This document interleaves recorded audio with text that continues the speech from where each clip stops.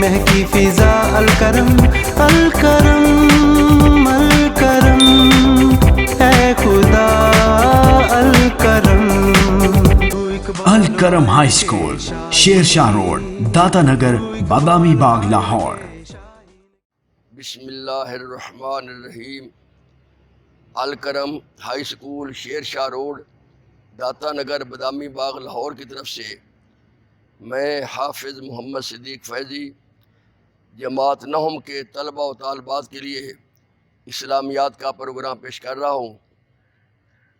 عزیز طلباء و طالبات، آج کے اس پروگرام میں میں آپ کو سورہ انفال کا رکوع نمبر 9 اور اس کی آیات 65 تا 69 ان کا ترجمہ اور تشریح پیش کروں گا۔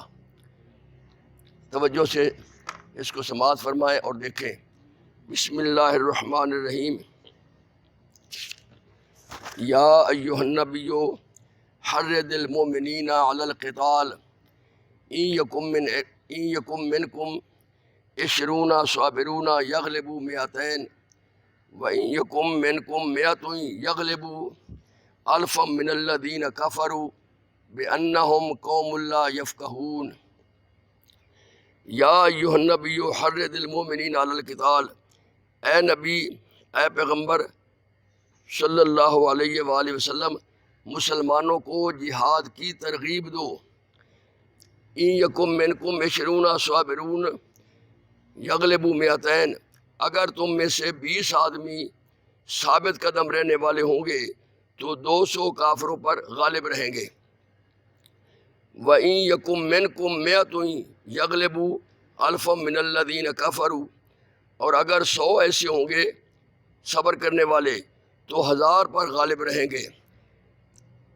بِأَنَّهُمْ قَوْمٌ لَّا يَفْقَهُونَ، اس لیے کہ کافر ایسے لوگ ہیں کہ کچھ بھی سمجھ نہیں رکھتے۔ اس آیہ کریمہ میں پروردگار رب العالمین نے اپنے پیارے حبیب سرکار دو عالم صلی اللہ علیہ وآلہ وسلم کو ارشاد فرمایا کہ میرے پیارے حبیب، آپ مسلمانوں کو جہاد کی ترغیب دیں، ان کو اس طرف لائیں، ان کو مائل کریں کہ اللہ کی راہ میں جہاد کرنا کتنے ثواب کا کام ہے۔ اس میں تو یہ ہے کہ رب کائنات نے فرمایا کہ اگر ایک مسلمان ہو تو 10 کے مقابلے میں اس کو مقابلہ کرنا چاہیے، ایک کو 10 کے مقابلے میں۔ اور واقعی ایسا ہوا، جنگ بدر کے دن اس سے پہلے سرکار دو عالم صلی اللہ علیہ وسلم نے فرمایا کہ کون ہے تم میں سے جو جنت کا خواہش مند ہو، وہ جنت جس کی چوڑائی آسمانوں اور زمین کے برابر ہے۔ تو سب صحابہ کرام تیار ہو گئے۔ ان میں سے ایک صحابی تھے حضرت عمیر رضی اللہ تعالیٰ عنہ، وہ کھجوریں کھا رہے تھے، تو فرمایا، حضرت عمیر کو بھی فرمایا، حضرت عمیر رضی اللہ تعالیٰ عنہ نے فرمایا کہ کیا میں بھی جنت میں اس جنت میں جاؤں گا؟ فرمایا تم بھی۔ تو انہوں نے کھجوریں پھینک دی اور لڑائی کے لیے تیار ہو گئے اور جام شہادت نوش کیا۔ تو اس طرح ترغیب دلائیں۔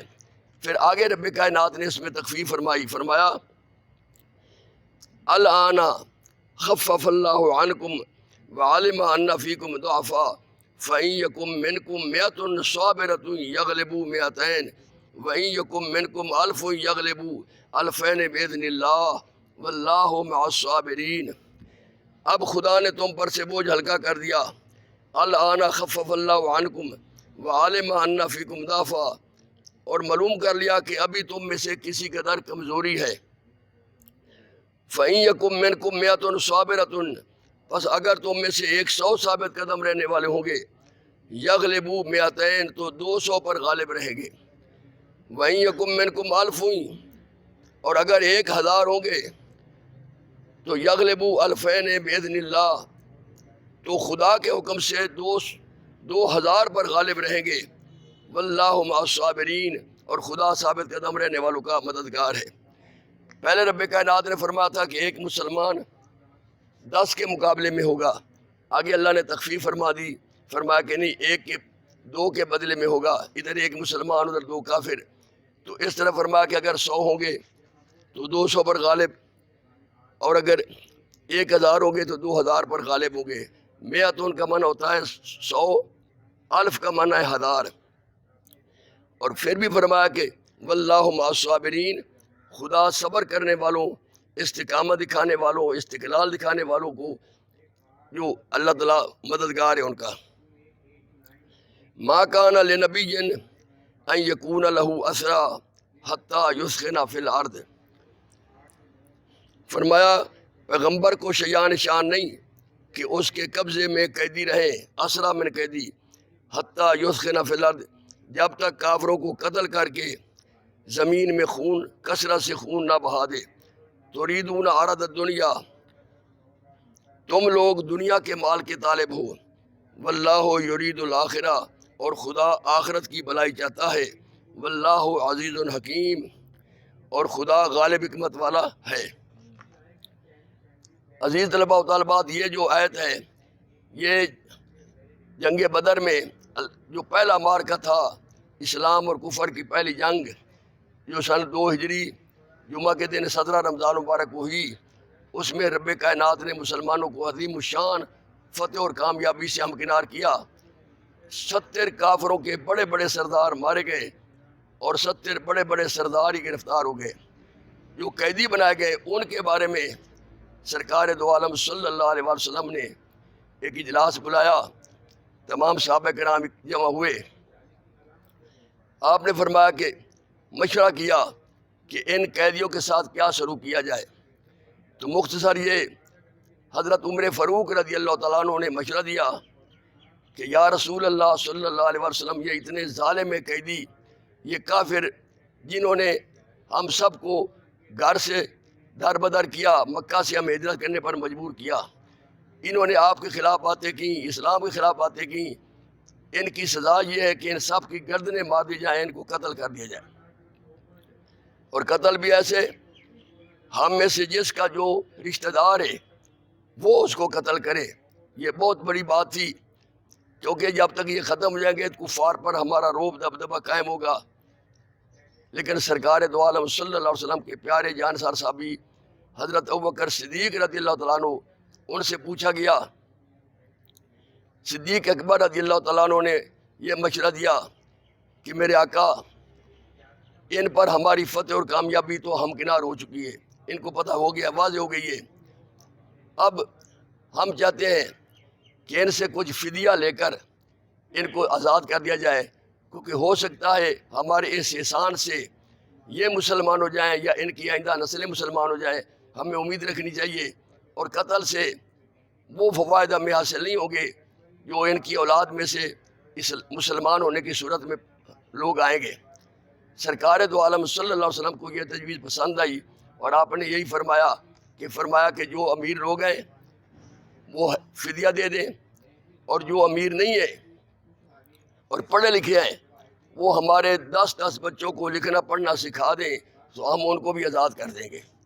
رحمت کا فیصلہ یہ سن کر قیدی جو تھے وہ بھی خوش ہو گئے، فرمایا کہ جو لکھنا پڑھنا جانتے ہیں ہمارے 10 بچوں کو پڑھنا لکھنا سکھا دیں، وہ بھی آزاد، اور جن کے پاس کچھ فدیہ ہے پیسے دے دیں، وہ بھی کوئی 1600 درہم بنتے تھے اس زمانے میں، وہ 1600 درہم یہ دے دیں، ہم ان کو آزاد کر دیں گے۔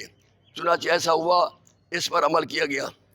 آگے فرمایا لولا کتاب من اللہ سبق لمسکم فیما اخذتم عذاب عظیم، اگر خدا کا حکم پہلے نہ ہو چکا ہوتا تو جو فدیہ تم نے لیا ہے اس کے بدلے تم پر بڑا عذاب نازل ہوتا۔ گویا اس کا مطلب یہ تھا کہ رب کائنات نے پہلے لکھ دیا تھا کہ یہ فدیہ لیں گے اور ان کو آزاد کر دیں گے۔ فَكُلُوا مِمَّا غَنِمْتُمْ حَلَالًا طَيِّبًا، تو جو مال غنیمت تم کو ملا ہے اسے کھاؤ کہ وہ تمہارے لیے حلال ہے۔ پہلے مال غنیمت کھانا حلال نہیں تھا، لیکن امت مسلمہ کے لیے، تاجدار مدینہ کی شفقت کے لیے، رحمت کے لیے رب کائنات نے فرمایا، خصوصیت ہے کہ مسلمانوں کے لیے مال غنیمت حلال ہے۔ وَاتَّقُوا اللَّهَ، اور خدا سے ڈرتے رہو، اللہ سے ڈرتے رہو، تقوی اختیار کرو۔ ان اللہ غفور الرحیم، یقین رکھو بے شک خدا بخشنے والا مہربان ہے۔ اب الفاظ مانی، آئدو تیار کرو، آئدو تیار کرو، لا یعجزون، وہ عاجز نہیں کر سکتے، ہرا نہیں سکتے، جو وفا پورا دیا جائے گا، جو وفا پورا دیا جائے گا۔ جانا ہو وہ مائل ہوئے لسلم سلو کے لیے، لسلم سلو کے لیے، ایدہ اس نے تائید کی، حسبک اللہ تجھ کو کافی ہے اللہ۔ تو یہ تھا ترجمہ اور الفاظ معنی۔ امید ہے کہ آپ نے شرح سمجھ لیا ہوگا، اس کو بار بار پڑھیں، سنیں، دیکھیں۔ اللہ آپ کو کامیاب فرمائے، خدا آپ کو اپنی حفظ و امان میں رکھے۔ خدا حافظ۔